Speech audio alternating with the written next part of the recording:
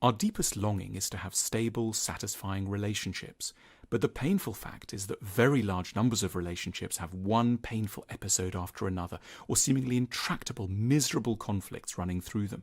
It's one of the biggest questions there is. Why is it so hard to be happy in love? The huge and not yet fully digested insight of psychoanalysis is that the challenges of relationships always start when we were children. It was the contribution of a great English psychoanalyst called John Bowlby to trace the tensions and conflicts we have with our partners back to our earliest experiences of maternal care. His ideas are sound in part because he drew so deeply and honestly on his own experiences in order to formulate them. Born in 1907, Bowlby had a quintessentially upper-class British childhood. Young Bowlby hardly saw his parents and was looked after by a nanny who was let go when he was just 4, leaving young Bowlby bereft. At 7, he was sent off, in line with the conventions of his class, to boarding school. He hated it and later declared, "I wouldn't send a dog away to boarding school at the age of 7. Bowlby became a brilliant medical student and an imaginative researcher. When he was a consultant to the World Health Organization in the early 1950s, Bowlby wrote a report, Maternal Care and Mental Health. He attacked prevalent assumptions and argued that kindness doesn't smother and spoil children. It's as if maternal care were as necessary for the proper development of personality as vitamin D for the proper development of bones, he wrote. This insight initiated a wave of reform. The visitation rules of many health institutions were reformed to allow parents to stay with their children, where they had once been allowed only to visit and never touch.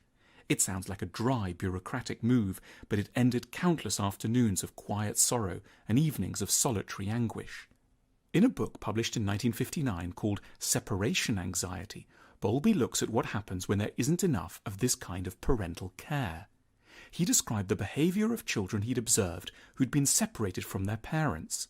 If the child is separated for too long, they still crave the attention, love and interest of the parents, but feel that anything good may disappear at any moment. They look for a lot of reassurance and get upset if it's not forthcoming. They become volatile, they take heart and then they despair, and then they're filled with hope again. This is the pattern of what Bowlby called anxious attachment. But the degree of separation from the parents may lead to another sort of problem. The child could feel so helpless they become what Bowlby called detached. They enter their own world to protect themselves and become remote and cold. They experience what Bowlby calls avoidant attachment. That is, they see tenderness, closeness, emotional investment as always dangerous and to be shunned. They may in truth be desperate for a cuddle or for reassurance, but such things look far too treacherous. The focus of Bowlby's thinking was about what happens to a child if there are too many difficulties in forming secure attachments. But the consequences don't magically get restricted only to the age of 8 or 12 or 17. They're lifelong. Our attachment style is fed by our earliest experiences. It's a pre-existing script that gets written into our adult relationships, usually without us even realizing that this has happened. In line with Bowlby's views about how children relate to their parents, there are 3 basic kinds of attachment we can have to other adults. Firstly, secure attachment. This is the rare ideal. When you're securely attached, if there's a problem, you'll work it out. You're not appalled by the weakness of your partner.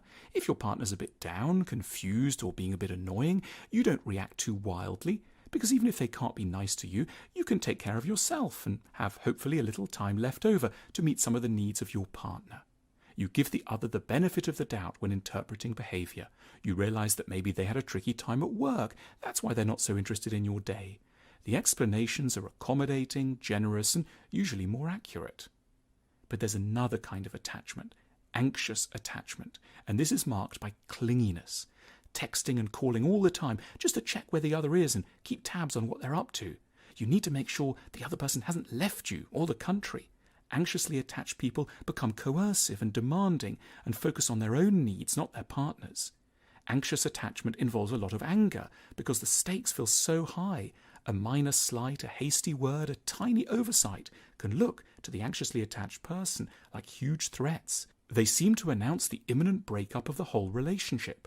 One feels, the reason you don't tell me that the minestrone soup I made is delicious is that you don't love me and are planning to leave me, when the true explanation may simply be that one's partner is mulling over a very tricky bit of news about a contract at work. Avoidant attachment means that you would rather withdraw and go away than compromise, get angry, or even just get close to another person.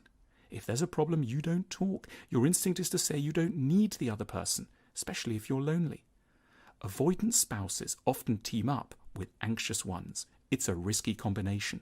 The avoidant one doesn't give the anxious one much support, and the anxious one is always invading the delicate privacy of the avoidant one. Bowlby helps us to feel more generous and more constructive about what these partners are doing when they upset or disappoint us. Almost no one in truth is purely anxious or purely avoidant. We're just a bit like that some of the time. So, alerted by Bowlby, we can see that a partner's apparent coldness and indifference is not caused by their loathing of us, but by the fact that a long time ago they were probably rather badly hurt by intimacy. And it opens possibilities of self-knowledge which can help one reform, if only a little, one's own rather eccentric behaviour.